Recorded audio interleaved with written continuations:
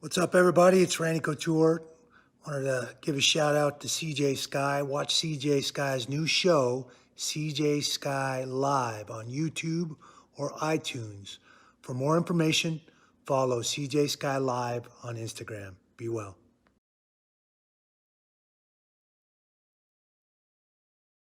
Stressful things you could ever experience. If you have found yourself in a situation, or maybe a business or family matter, whether you need counsel in Illinois courts or federal, I strongly encourage you to contact Chris Taylor at Taylor Law.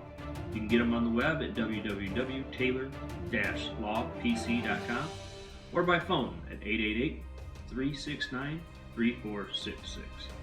I've known Chris for over a decade and found him to be a great attorney, but more importantly, a great friend and man.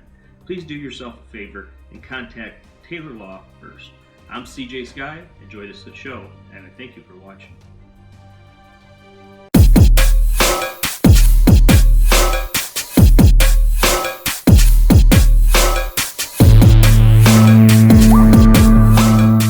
Good evening, everybody. Welcome to the Joe Rogan Review, episode 1470, featuring the brilliant, the genius, Elon Musk.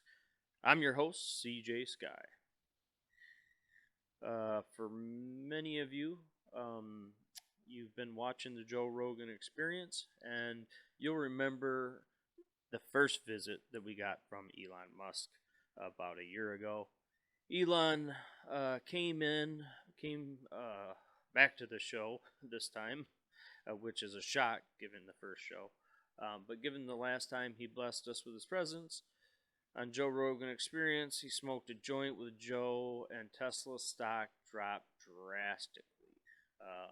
Obviously, shareholders were not so happy.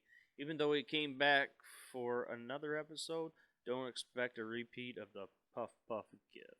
Not going to happen today on the episode, folks. So, Elon, for you who don't know him, he was born in South Africa. He has an estimated net worth of $39 billion with a B. Elon is the founder and head engineer of SpaceX, CEO and product architect of Tesla. Among other ventures, he was listed on the Forbes list of the world's most powerful people. Interesting fact, he is the longest tenured CEO of any auto manufacturer globally. So we jumped into the topic one. Joe extended a congratulations to Elon on his new baby. If you haven't heard, his new son definitely has the most controversial baby name in celebrity history. The new prince was named half by Elon's partner, as he calls her, and half by Elon himself. For his partner's part, the baby received the lettering XAE, which in some language that I'm not familiar with means ash. And Musk contributed to, what was his? It was A12, which is an ode to the Archangel 12, the precursor to the SR-71 plane, according to Elon, the coolest plane ever. So if you're still confused on the actual name, as I was after Elon explained it, it breaks down to X Ash Archangel 12. So let's hope his son is as smart as Elon, or he will be in junior high before he understands how to spell his own name. An interesting fact also is he was born on the 4th, May 4th. So maybe may the 4th be with him, as they say in Star Wars. It's a perfect date for the SpaceX founder to have his son born. Segment 2 was we got an interesting dig from Elon. He informed us he's not a big fan of Warren Buffett and feels that Warren's job is boring. Joe made the statement that being a man like Warren that makes a lot of money playing in the stock market is very different thing from being a genius like Elon Musk, who is developing and making product advancement. This was all a precursor to the fact that Elon has decided to sell all of his material possessions, including the former Gene Wilder house, which we found out in the segment that his house comes with his personality, or matched his personality. The house has full doors doors that lead to nowhere. There are secret rooms, secret switches. There's no doubt an idea that came from his most famous movie, Charlie and the Chocolate Factory. Musk admitted that he is a bit sad about selling the stuff, understandably. But no, he's not offloading his garage. He is not selling any of his Teslas because, of course, these are product development tools. uh, why, you ask, is Elon decided to unload all his possessions? Because to the mind of a genius like Elon Musk, having material possession takes him away from putting people on Mars, which he claims is very, very close to happening. Um, in this segment, Joe posed the question to Elon, what would be his dream house if he was to build one in the future? And of course, Elon said, definitely Tony Stark's house from Iron Man. So, my comments is actually back in December, I offloaded all my stuff. I moved out of my house. I got down to one car. 90% of my clothes, my furniture, patio furniture, grill, everything. And I walked away, I guess, with one suitcase full of clothes, one Rubbermaid container of heirlooms and things of that nature, pictures of my kids, stuff like that, and my car and a TV. Sure, it was a bit. I was a bit sad walking out of the house and everything being gone, all my stuff that I had accumulated. But then this freedom came over me. I was free of those attachments, and they weren't something that was in my mind, and it wasn't something that I had to work on or worry about anymore. And it's truly an experience, folks. So if you're brave enough, I highly recommend that if you can, unload all those attachments in your life. You will feel a million times better. So from there, we went to topic 3. We dove into Elon's project Neuralink.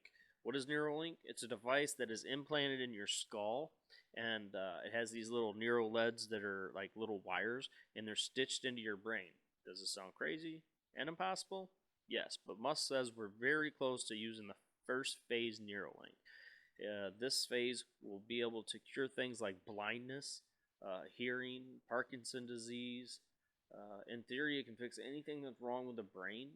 Musk claims the device would take a paralyzed man and to full function and have them walking around immediately. Like me, Joe was curious of how big of a hole would need to be drilled into the skull. Like we're trying to figure out like, okay, are we gonna miss half our head or what? So Elon said that the actual hole would be about an inch circle, about like that. But he did note that Joe's hole would have to be bigger, doing to him having such a thick skull, and I tend to agree. So. Now this device kind of would be like your phone, right? It would be linked to Wi-Fi. It would have Bluetooth. Joe took the conversation that he had dreams in the past, and he has this imagination that one day we'll be able to walk and talk to each other, and send data without actually speaking. To which Musk said would be possible in later versions, but don't expect this overnight. He stated it would take 5 to 10 years to reach this, which actually does not seem like that long in the future, and we'll actually be here before we know it. I think one of the greatest things about this device, if it works, it can restore memory. And I've experienced Alzheimer's in my own family. I have an aunt that right now that has had it for probably 7 years and not known anybody for 5, and just incapacitated, living in a bed. And it's like one of the saddest things to watch. And given the history of it with my family, I've been, it's a worry of mine. That's definitely not a way that I would like to go. So, man, if this could actually cure those things, I would say I'm all for it. However, if you'll remember a few segments ago that we were talking about the microchip that they were wanting to implant into people's hands, the CDC, that would track, if you had the coronavirus or the next big virus, and it would keep information, send it to your phone, and then send it to your doctor. it's slippery slope to me, as I said. I think the government would ultimately end up using it for other things, and claim it would be under national security, much like they did after 9/11. So I'm just not a fan. I don't think I'd do that. But then all of a sudden, here comes Elon Musk, and he's got something that he can put in your brain that's going to make you smarter, faster. Um, and it definitely it interested me. So topic 3, segment 3, as you will. I'm like everyone else. I'm tired of hearing about the coronavirus. It's taking up my day. But given Elon's intelligence and power status in the world, I was interested to hear his view. If you follow Joe Rogan Experience, you're well aware of Joe's view and where he stands on the subject. So for this segment, I'm just going to focus on Elon's view. Elon said he's seen this play out in China, and in America, it's like watching a rerun, only in English. His main concern is the misinformation that the CDC and the world news is giving, especially the false stats. Just so you're aware, people, this is happening. For example, if a person dies in a motorcycle accident, and during his autopsy, it's determined that he was a carrier of the coronavirus, they mark that up as a loss to coronavirus, even though his death was not any effect. The corona did not affect him running a motorcycle in the back of a truck. So this is largely due to the fact that hospitals are losing millions of dollars, at least 30 to 40% capacity across the nation. If a patient dies and is listed to have corona, it can mean tens of thousands of dollars to that hospital who is suffering and losing millions of dollars every day. It also gives power to the CDC that the disease is bigger than it is. And as for the news, they eat off of giving us bad news and in some cases fake news. While there are places such as Manhattan and New York that are hotbeds for the disease, we have to remember 12 million people live in New York City, and it should be expected. However, it's definitely not as fatal as being reported. So, when Joe posed the question, are all these things like social distancing and wearing fake masks helpful, or are they nonsense? Elon responded, proper hygiene should always be done and is always appropriate.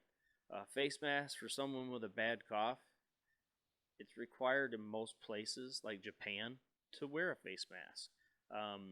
So, if you're sick, if you got a bad cough, you got the flu, stay home from work. Or, if it's light enough to where you can go to work and you feel like, still wear a face mask so you're not coughing and spreading your germs to other people. We should not need a pandemic for these things to happen. But Elon, he did have the thought that he believes at some point in the future we will have a real pandemic that kills high numbers of young people, much like the Spanish flu. Side note, almost 100 million people died for the Spanish flu, from babies to the elderly. So that's a pandemic. This is not a pandemic. So, but as Joe said, it was a good dry run, a good indication that we are not ready for any kind of mass scale pandemic, and that we need to donate more resources to preventing this and battling it when it does come. If you follow Elon Musk on Twitter at Elon Musk, he recently tweeted, "Free America now." So it's clear that from him, opening up the country needs to be done. My take on it is, let's get Americans back to work. They're starving out there, literally. We have the highest unemployment rate since 9/11, or just after 9/11, I believe. So we need to. No, I'm wrong about that.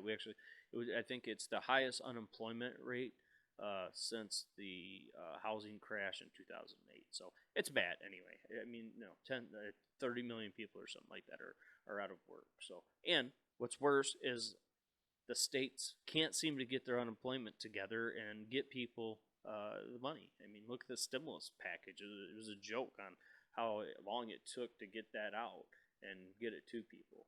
So people are starving. Let's get back to work. let's bring work back to America, and let's make America great again.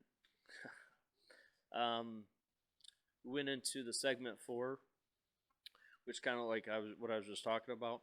Elon's advice to America is wake up. Almost all of our companies have mass product imports from China. Elon claims that China is up and running and fine, regardless of what the news is telling us. But a real statistic from him is Tesla, which he's the CEO of, has 7,000 employees in China, and not a single one of them has contracted the virus. So, yeah, take that at face value. It is what it is. So, Joe posed the question on how much of this opening or not opening is due to the country's politics, and Elon believed that politics on both sides of the aisle have affected our response and caused us to go too far in shutting down the country. Elon brought up that while the government has a role to play in a situation like a pandemic, they've gone way too far and infringed on our civil liberty. This country was founded on freedom, folks, and we have literally stepped all over the Constitution. These court cases for this stuff are going to be played out for the next 2 decades, to all the way up to the Supreme Court. So, Elon again reminded us that we must stop false reporting on death numbers, like when someone gets hit by a bus and you list it as a COVID death. Joe made a good point too. It's weird that we have forgotten how many people die of the flu, pneumonia, heart disease. And let's not forget, while you're sitting at home afraid to leave the house, you're smoking your cigarette. Way more people are going to die from lung disease than coronavirus. Elon mentioned that the number of death, the number one number of death from drugs is Tylenol. What? And we're not running to shut down Tylenol. So let's put our heads on this a little bit. Segment 5, Elon actually gave us a couple tips on a better way to be healthy and sleep better. Is not to drink alcohol. I tend to agree. I've never made a good decision while drinking alcohol. But he says especially at night, and eating late causes damage to the body and affects your sleep. So we also learned that a young Elon Musk trained in martial arts such as judo and BJJ, which is something I did not know. It was pretty interesting. So that wraps up our show for today. You can find Elon on Twitter at Elon Musk. You can find Joe always at Joe Rogan. You can see or hear the full episode 1470 on YouTube, iTunes, or Podbean. Please like and subscribe our YouTube channel, CJ Sky Live or Joe Rogan Review, or preferably both. You can also find me and the show on Twitter, Instagram, and Podbean. I thank you for watching, and remember, what we do in life echoes in eternity. Be well. Hook 'em.